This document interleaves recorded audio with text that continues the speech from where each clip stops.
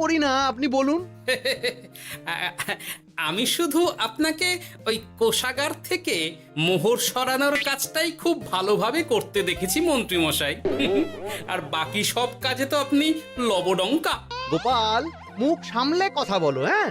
বেশি বাড়াবাড়ি করো না। কি বলতে চাইছেন মন্ত্রী মশাই? বাড়াবাড়ি করলে মারামারি হয়ে যাবে? আচ্ছা, হয়েছে হয়েছে, অনেক হয়েছে, সকলে এইবারে থামো। ঝগড়াঝাটি বন্ধ হোক, এমনিতেই খুব গরম। বলছি কি, যা গরম পড়েছে এইখানে তো থাকাটাই দায় হয়ে যাচ্ছে। উফ, আর যে পেরে উঠছি না। মনে হয় আপাতত এখান থেকে কদিনের জন্যে। মহারাজ, বাইরে রাজ্যের প্রজারা জড়ো হয়েছে, সকলে মিলে বিক্ষোভ করছে। একবার একবার শিগগির আসুন মহারাজ, নইলে সাংঘাতিক কিছু একটা ঘটে যাবে। কি হলো? আবারও কোনো সমস্যা হলো নাকি? আমাদের রাজ্যের প্রজারা তো যথেষ্ট বোঝদার, তারা তো এমনি এমনি ঝামেলা ঝঞ্ঝাট সৃষ্টি করার মানুষ নয়। গোপাল, চলো গিয়ে দেখি।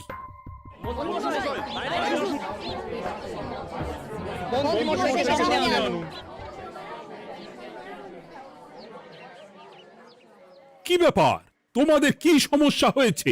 এইভাবে বিক্ষোভ করছো কেন? মহারাজ, মন্ত্রী মশাইকে সামনে আনুন, তারপর বলছি কি হয়েছে না হয়েছে। সেরেছে। আরে আমাকে ডাকছে কেন? আচ্ছা, বলছি তোমরা একটু শান্ত হও। আমি বুঝতে পারছি তোমরা কিছু একটা কারণে খুবই অসন্তুষ্ট হয়েছো, তাই সেই জন্য বলছি আগে শান্ত হও, তারপর বলো মন্ত্রী মশাইকে কেন খুঁজছো, উনি কি করেছেন? গোপাল দাদা, তুমি তো জানোই রাজ্যে যা গরম পড়েছে, তার জন্য খাল বিল পুকুর নদী নালা একেবারে শুকিয়ে গেছে, চারিদিকে জলের হাহাকার। হ্যাঁ হ্যাঁ, সে তো জানি। গত সপ্তাহে এই সমস্যার কথা জানিয়ে মহারাজকে অনুরোধ করে গিয়েছিলাম যে রাজ্যের বাঁধটা যাতে খুলে দেওয়া হয়। কেন? আমি তো তোমাদের কথা রেখেছি। আমি তো দুদিন আগেই মন্ত্রীকে পর্যাপ্ত পরিমাণে মোহর দিয়ে বাঁধ খোলার কাজে পাঠিয়েছিলাম। কেন, উনি কি বাঁধ খোলেননি? সেইটা ওনাকেই জিজ্ঞাসা করুন।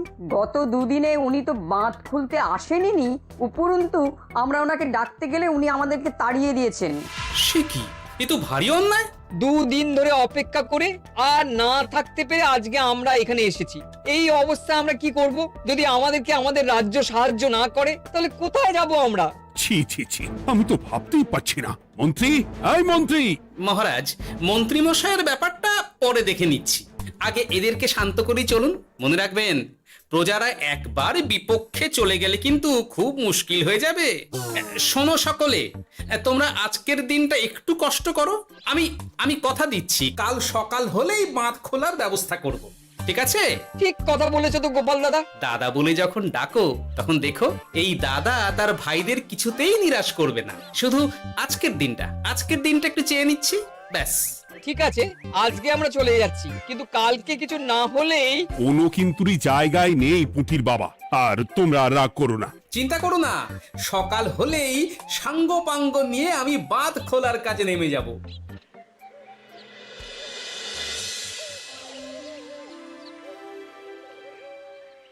ছি ছি মন্ত্রী, তুমি এইভাবে আমায় মিথ্যে বললে।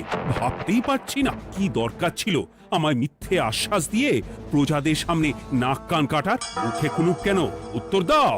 না মানে আমার শরীরটা ঠিক ভালো ছিল না, তাই বাড়ি থেকে বেরোতে পারিনি। বলছি কি, শরীর খারাপ থাকলে রাজসভায় খবর দিতে পারতেন, আমরা কেউ দায়িত্বটা পালন করতাম, কি আছে? সমস্ত মোহরগুলো একস্থ করে ঘাপটি মারলেন ঘরে।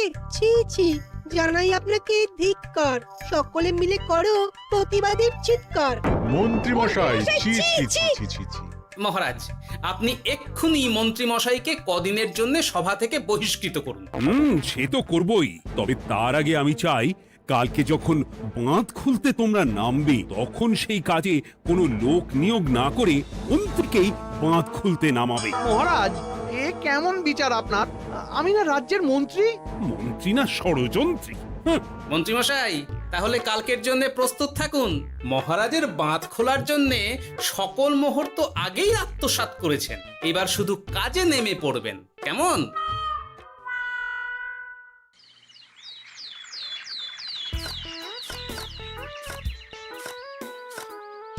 ওহ গোপাল, এইবারে ছেড়ে দাও, আর পাচ্ছি না। এত সহজে হাল ছাড়লে হবে বলুন? এই কে আছো? ওই শাবল কোদালগুলো দাও, আমি এদিকটায় খুঁচিয়ে দিই। সভাকবি, বিজ্ঞানী, এসো এসো এসো, হাত লাগাও। সবে মিলে করি কাজ, বাঁধ খোলা হবে আজ। বাঁধ খোলা হবে আজ, মন দিয়ে করো কাজ। একদম, হাত লাগাও, জোর লাগাও। গোপাল দাদা, সভাকবি, বিজ্ঞানী দাদা আর আর বাকি দাদা ভাইরা আসুন আসুন, সকলে একটু শরবত খান। আমাকেও একটু শরবত দাও। মোহরগুলো খেয়েও তৃষ্ণা মেটেনি বুঝি? হুম হুম। বাঁধ এক্ষুনি খুলবে, প্রজাদের সব জ্বালা জুড়োবে। বাঁধ খুলে গেছে। আমাকে বাঁচাও, আমাকে বাঁচাও। কোনো কোনো সময় ভুল করলে নিজেই সেই ভুল শুধরে আবার ফিরতে হয়। আপনিও তাই করুন মন্ত্রী মশাই, নিজে নিজেই উঠে আসুন। চলো সকলে। গোপাল, তুমি তোমার সাথীদের নিয়ে যা করলে সত্যি ভাবাই যায় না। মহারাজ, নিজেদের রাজ্যের সমস্যায় নিজেরাই কোমর বেঁধে নেমে সমস্যার সমাধান করেছি, পরিস্থিতি মোকাবিলা করেছি। এর জন্যে আপনি এমন করে বলবেন না। ওহ, তোমরা না থাকলে যে কি হতো। মহারাজ, আমরা আছি তো, এত ভাববেন না আপনি। আপনি বরং আমাদের সকলের জন্য কিছু খাবারের ব্যবস্থা করুন, খুব খিদে পেয়ে গেছে। হ্যাঁ, নিশ্চয়ই নিশ্চয়ই। তোমরা সকলে ভিতরে এসো, হাত পা ধুয়ে নাও, ততক্ষণে আমি রানীকে আহারের ব্যবস্থা করতে বলছি।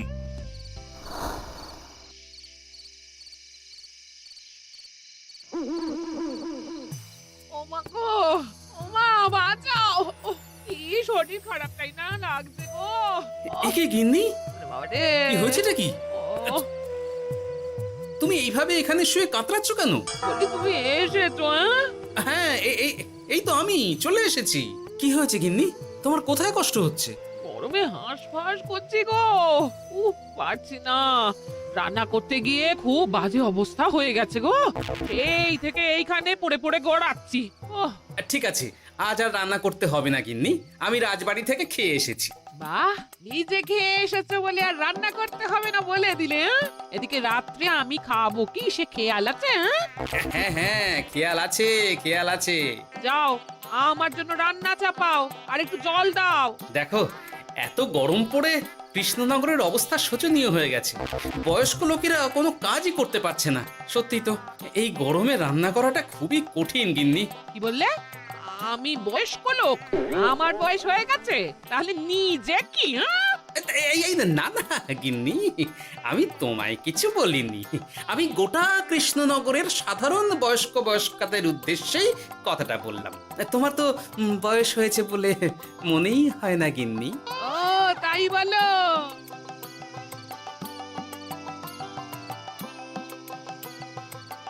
নাও গিন্নি, জল নাও।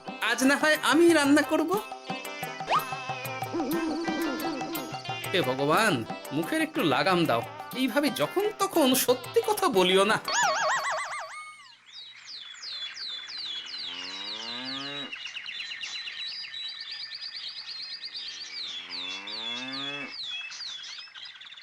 গোপাল দাদা, ও গোপাল দাদা, একবারটি বাইরে এসো, মহারাজ জরুরি তলব করেছেন। আবার কি হলো? গোপাল দাদা, গিন্নি, একবার ও বাইরে গোপাল গিয়ে দাদা। দেখে আসি, বুঝলে? পেয়াদা এসে অনেকক্ষণ থেকে ডাকছে। গোপাল দাদা, আচ্ছা, গিয়ে গোপাল দেখো। দাদা, ও গোপাল দাদা, গোপাল দাদা, ও গোপাল দাদা, আরে তুমি এক্ষুনি একবার প্রাসাদে চলো, রানীমার খুব শরীর খারাপ করেছে, মহারাজ তোমাকে খবর দিতে বললেন।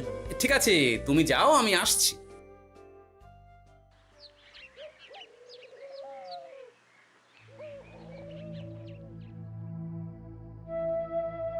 গোপাল, কি হবে বলো তো? রানী তো দুমদাম করে ব্যারামে পড়ে না। মহারাজ, ভয় পাবেন না, আমরা আছি তো। বৈদ্যকে পরীক্ষা করতে দিন, দেখি সে কি বলে। মহারাজ, অতিরিক্ত গরমের জন্য শরীরটা খারাপ হয়েছে। আসলে উনি এই তীব্র দাবদাহ নিতে পারেননি। তবে চিন্তা করবেন না মহারাজ, আমি বাড়ি গিয়ে এক ধরনের বিশেষ পথ্য পাঠিয়ে দিচ্ছি। রানীমা খেলেই সুস্থ হয়ে উঠবেন। মহারাজ, নিজের কানেই তো শুনলেন, রানীমার তেমন গুরুতর কিছু হয়নি, চিন্তা করবেন না। বৈদ্যর ওষুধে উনি সেরে উঠবেন। যাওয়ার আগে একটা কথা বলে যাই, গরমের এই দাবদাহ কিন্তু আরো ভয়ঙ্কর হবে, তাই সকলে খুব সাবধানে থাকবেন। শরীর যাতে ঠান্ডা থাকে এমন হালকা পাতলা খাবার খাবেন। আসি, রাজসভায় দেখা হবে। মহারাজ, বৈদ্যমশাই কিন্তু এটা ঠিক বলেছেন, গরম আরো বাড়বে, তাই দুজনেই খুব সাবধানে থাকবেন, কেমন? গতকাল তো আমার গিন্নিও গরমের চোটে কুপোকাত হয়ে গেছিল, শেষমেশ আমাকে বাড়ি গিয়ে রান্না করতে হলো আর কি। ও বাবা, তাই নাকি? তাহলে তো খুবই চিন্তার ব্যাপার। আচ্ছা মহারাজ, আমি তাহলে এখন আসি, আবার রাজসভায় দেখা হবে। এই গরমে আর এখানে থাকতে পারছি না, বলছি কদিনের জন্য না একটু অন্য কোথাও গেলে হয় না গো? গিন্নি, এই গরমে ঘরেই থাকো, অন্য কোথাও যাওয়ার মোটে নাম করো না। বাইরে বেরোতে গিয়ে যদি কোনোভাবে গরম হাওয়া শরীরে লেগে যায় তাহলে বিপত্তির আর শেষ থাকবে না গিন্নি। কিন্তু এখানেও তো যা গরম পড়েছে, পচে গলে মরে যাই আর কি। উফ গিন্নি, দয়া করে এইসব বাজে কথা বলা বন্ধ করো তো, আমার আয়ুর থেকেও তোমার আয়ু দীর্ঘ হোক। বাহ, তুমি এসব কথা কোথা থেকে শিখলে গো? হুম? এই তো তোমার থেকে আর কি। গোপাল, গোপাল, রাজ্যের অবস্থা খুবই বেহাল। এই সবই আমাদের পোড়া কপাল। আরে সভাকবি, কি হয়েছে? তোমাকে দেখে তো মনে হচ্ছে তুমি কিছু... বিজ্ঞানী মহারাজ দুজনেই অজ্ঞান, ঘটি ঘটি জল ঢেলেও ফেরাতে পারেনি তাদের জ্ঞান। কি বলছো কি? তা তুমি এই ব্যাপারটা জানলে কি করে? গিয়েছিলাম একটু আগে বিজ্ঞানীর বাড়ি, গিয়ে দেখি লোকজনের ভিড় সারি সারি। সে কি? শুনলাম মহারাজ তাকে কিছু বলতে এসেছিলেন, তারপরে দুজনে বাইরে বেরিয়ে আসতেই অজ্ঞান হয়ে গেলেন। মহারাজ বিজ্ঞানীর বাড়ি গিয়েছিলেন, তাও আবার রানীমাকে ছেড়ে? রাজবৈদ্য কত করে বললেন এই সময় যখন তখন ঘরের বাইরে বেরোবেন না, কে শোনে কার কথা? আমার মনে হয় মহারাজ তেমন কোনো গুরুত্বপূর্ণ কিছু কথা বলতেই বিজ্ঞানীর বাড়ি গিয়েছিলেন। গরম কমানোর উপায় আলোচনা করতে হয় তো গিয়েছিলেন।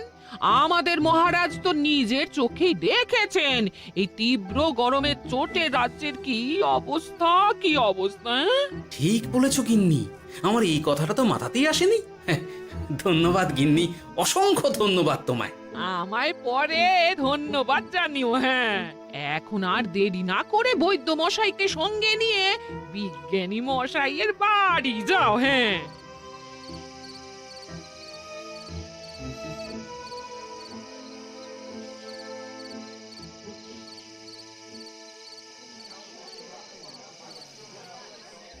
কি বুঝছেন বৈদ্যমশাই? খুব একটা ভালো কিছু বুঝছি না গোপাল। দেখো, সত্যি বলতে ওই কৃষ্ণনগরের অবস্থা খুবই বাজে, তাই এখানকার মানুষেরা একে একে অসুস্থ হয়ে পড়ছে। বাইরের অবস্থাটাও তো ভালো নয়, বুঝতেই পারছো। এখন সান্ধ্যকালীন হাওয়াতেও গরমের তাত রয়েছে। দেখুন, রাজ্যের যা অবস্থা তাতে যদি রাজ্যের মাথা থেকে সমস্ত প্রশাসনিক প্রধানরাই অসুস্থ হয়ে পড়েন তাহলে তো ভীষণ বিপদ। সে তো বটেই, এই জন্যেই আমি বলি কি, মহারাজ সহ সকল সভাসদেরা এই রাজ্য ছেড়ে কদিনের জন্য পাহাড়ি কোনো এক জায়গায় গিয়ে থাকুন, পরিবার নিয়েই যান। দেখুন, আগে নিজেরা বাঁচলে তবে তো রাজ্যবাসীকে ভালো রাখতে পারবেন, তাই না? কথাটা কিন্তু মন্দ বলেনি বৈদ্য। গোপাল, এই গোপাল, তুমি পাহাড়ে যাওয়ার ব্যবস্থা করো।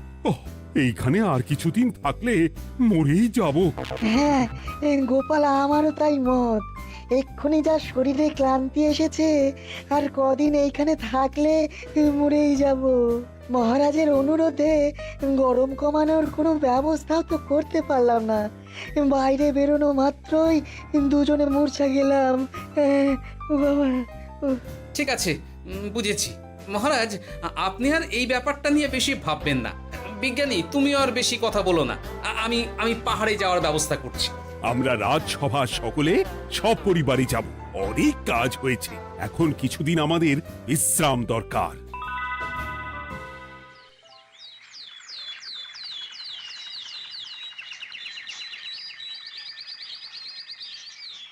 এ কি গোপাল, মন্ত্রীকেও তুমি আমাদের সঙ্গে নিয়ে যাচ্ছ?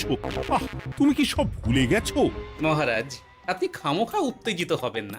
আপনার শরীরটা কিন্তু ভালো নেই। আর মহারাজ, আপনার রাজ্যে বাস করে আপনার থেকেই শিখেছি বিপদের দিনে পরম শত্রুকেও দূরে ঠেলতে নেই। গোপাল এটা ঠিক কথাই বলেছে। যতই হোক, উনি তো আমাদের মন্ত্রী, তাই এই বিপদের দিনে ওনাকে ফেলে যায় কি করে বলুন তো? সত্যি গোপাল, তোমার তুলনা নেই। ঠং, সবই নাম কেনার চেষ্টা। গোপাল, চলো এইবারে রওনা দিই। বলছি, খাবার দাবার আর জলের কলসিগুলো উঠেছো তো? হ্যাঁ, খাবারের পাত্রগুলো আপনার জিম্মায় থাকবে, আর জলের কলসিগুলো আমি সামলাবো।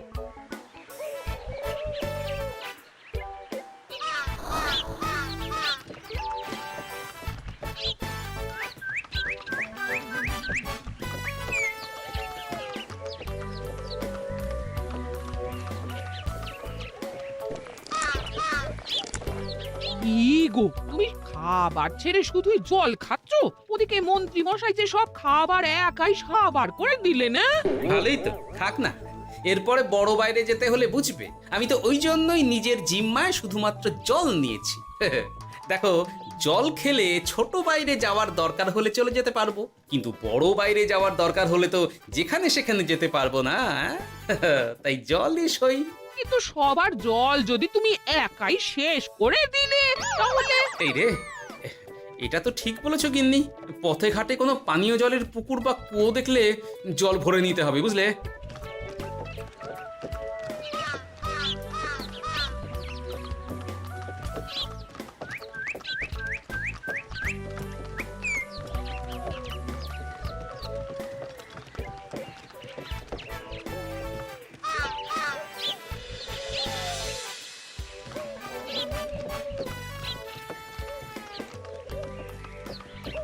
সকলে আসুন, দেখুন দেখুন, মহারাজ আবার মূর্ছা গিয়েছেন। আসুন। সে কি, কৃষ্ণনগর পেরিয়ে এসেছি, এখন এই অচেনা অজানা জায়গায় এসে মূর্ছা গেলেন? গিনি, চলো তো শিগগির গিয়ে দেখি। কেউ ঘাবড়াবেন না, মহারাজের শরীরটা আসলে খুব দুর্বল ছিল তো, তাই মূর্ছা গিয়েছেন। তবে চিন্তার কিছু নেই, আমি এক ধরনের পথ্য দিচ্ছি, এটা খেলেই উনি আবার সুস্থ হয়ে যাবেন। ঠিক আছে বৈদ্যমশাই, আপনি তাহলে যত তাড়াতাড়ি সম্ভব পথ্যটা তৈরি করুন। হ্যাঁ, আমার এই পথ্যটা তৈরি করার জন্যে একটু জলের প্রয়োজন। একটু জলের ব্যবস্থা করুন তো। এ মা, বলি গাড়িতে যে এক ফোঁটাও জল নেই গো, কি হবে? এই গোপাল, তুমি একাই সব জল খেয়ে বসে আছো? হ্যাঁ গোপাল, এখন এসব বাদ দাও, চলো একটু জলের ব্যবস্থা করি। হ্যাঁ, খানাখন্দ, খাল, বিল, নদী, সমুদ্র, যেখান থেকে পারো জল নিয়ে এসো। জল ছাড়া এই পথ্য বানানো অসম্ভব। গোপাল, এ কি করা যায় বলো? দাঁড়াও, আমি একটু ছোট বাইরে থেকে ঘুরে আসছি। হ্যাঁ, খুব জোরে বেগ আসছে, ত্যাগ না করতে পারলে বুদ্ধি খুলবে না।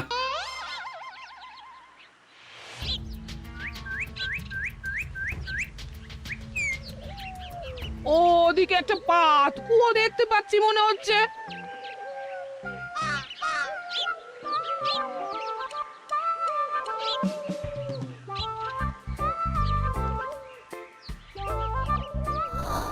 জল কোথা থেকে পাবো? তবে কি জলের অভাবে আজকে মহারাজ সুস্থ হতে পারবেন না? রানীমা, ব্যাকুল হবেন না, আমি আছি তো। আমি থাকতে কিচ্ছু অঘটন ঘটবে না। সকলে শুনুন, বিশেষত মহিলাদের বলছি, আপনারা সকলে নিজেদের কাছে যত শাড়ি আছে সেই প্রত্যেকটা শাড়ি আমাকে দিন। আমি শাড়ি জুড়ে জুড়ে লম্বা রশ্মি বানাবো, তারপর সেই রশ্মিতে বালতি ঝুলিয়ে জল তুলব। দয়া করে কেউ দেরি করবেন না।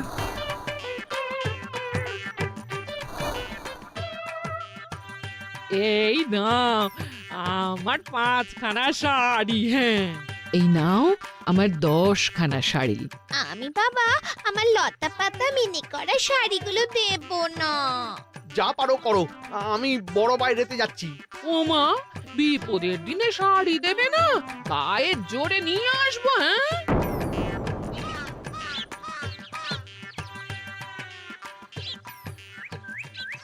এ বাবা, এখনো কিছুটা কাপড় লাগবে তো।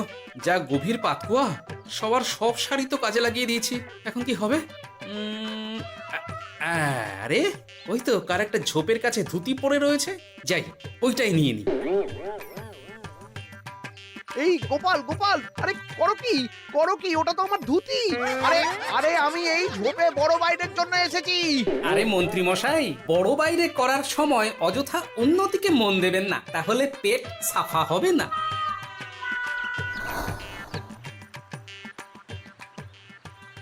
গোপাল, তুমি ছিলে বলে এই যাত্রাতে রক্ষা পেলাম। ভগবান তোমাদের অনেক অনেক মঙ্গল করুক। এই দেখো না, ওরা না আমার লতা পাতা আঁকা শাড়িগুলো নিয়ে নিয়েছে। এই দূর তোমার শাড়ির লতা পাতা, আমি নিজেই জড়িয়েছি বড় বড় ঘাস পাতা। চুল করছে রে, দূর ছাতা, দূর ছাতা। হাসির রাজা, জ্ঞানের রাজা, রসিক রাজা।